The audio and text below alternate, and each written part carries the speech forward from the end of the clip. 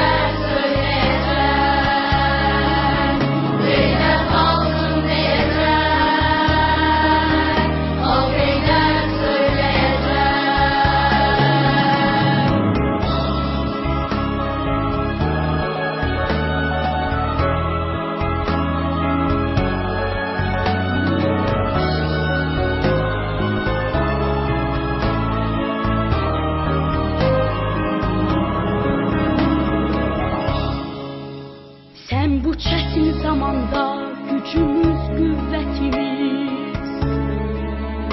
Sen bizim bu dünyada en büyük servetimiz.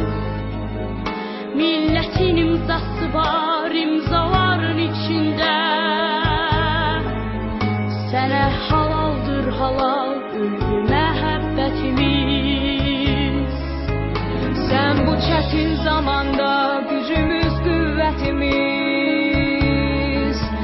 Sen bizim bu dünyada en büyük servetimiz.